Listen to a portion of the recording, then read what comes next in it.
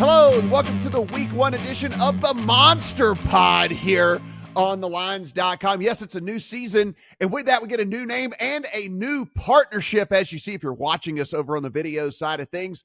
Houston Texans and the Indianapolis Colts. This is there's a lot of 2.5s out there. So 2.5 to 3 in favor of the Texans out there.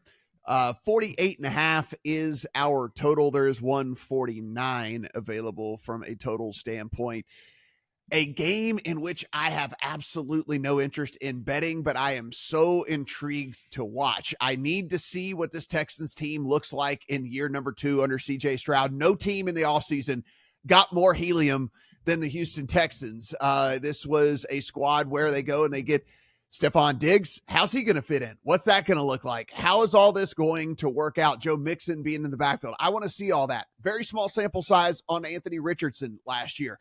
Sure. Did he look better than I thought in the very small sample size that we saw? I thought it was going to take him all of a year before he even looked like an NFL quarterback. It seemed like he was progressing fairly well. But again, very small sample size with him there on that team. So, Ryan, for me, I can't wait to watch the game so I can try to better understand these two teams and move forward with a thought process on how I want to tackle them moving forward. But I'm still of the, hey, man, show me again in season 2, CJ Stroud, and make this work with Stephon Diggs, who was pouting on the sideline in Buffalo and was causing kind of a ruckus up there. And then, Anthony Richardson, yeah, it was better maybe than I think most of us thought it would be early on, but we had a 5-game sample size. What do we really know out of 5 games? So for me, intrigued to watch, but nothing going to be in my account on this one.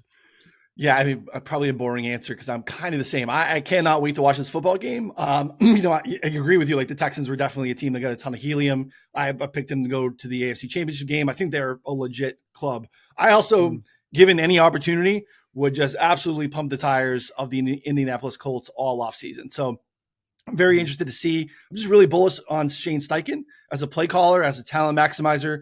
We didn't get enough of Anthony Richardson last year to feel great about it. We only got 2 snaps with him at all with Jonathan Taylor.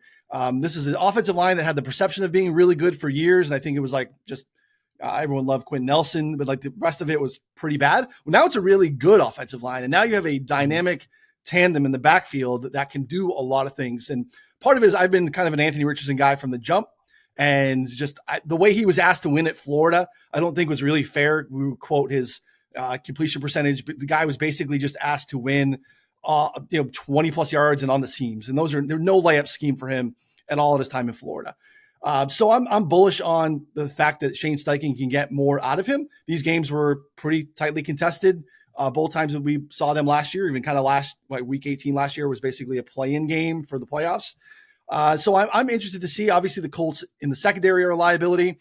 I love seeing these teams, especially the Texans here. Look, we know that the old skeleton key right now in the NFL, you get a rookie quarterback who has showed any sort of pulse, and you build around him. And for them to be aggressive, basically on both sides of the ball, to just say, hey, look, we're going to go all in right now on this rookie contract for CJ Stroud, who just showed insane upside. I mean, like, there's a lot of stuff that, CJ Stroud's been talked about all offseason.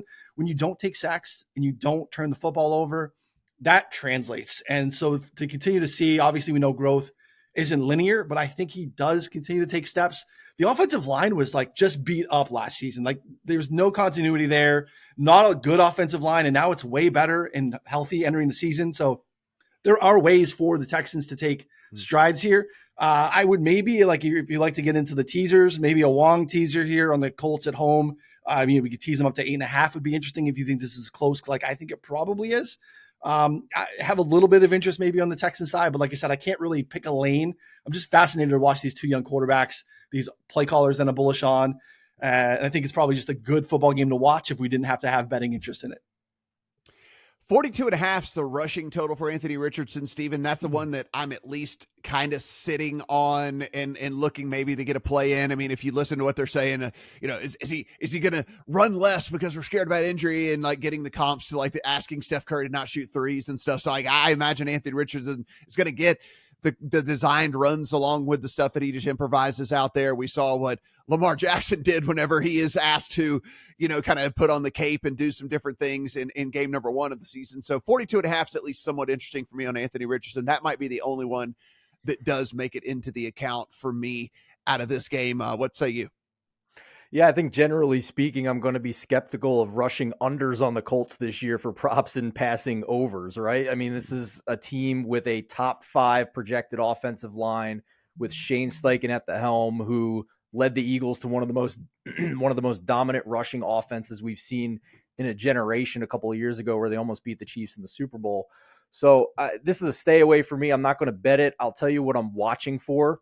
I've heard a lot of talk about the 1 weak link in the Texans with all the additions they've made this offseason is still stopping the run on defense. I'm a little confused by it because if you look at the advanced metrics from last season, they're pretty strong, actually. So I'm not sure where that narrative is coming from. I certainly acknowledge that the Colts have a great offensive line and might be good rushing the ball against anybody. So I'm going to be watching that in particular, because if the Texans rush D is good against this rushing offense, then I mean, massive arrow up rest of the season. I'm very high on the Texans.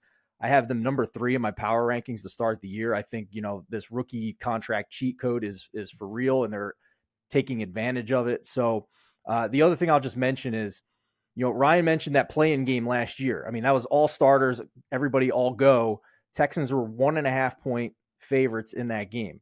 All the offseason additions, Anthony Richardson comes back for the Colts. And as we record Friday morning, you can get a 3. You can get the full 3 on the Colts at a couple of spots. So we're getting really expensive on Houston now, Matt. Ryan, cannot be more excited about this partnership with you guys, and glad to have you on here every other week with us, breaking down football games. Be sure and check out 4 for 4 if you guys have not done so already. Go over there. All of their great work, not only on the betting side, but also on the fantasy side of things. And Steven, as we say each and every week, everything we do absolutely free. So hit that subscribe button, head to lines.com, take a look at everything that we've got going on over there. For Ryan, for Steven, I am Matt. Good luck on all your week 1 bets.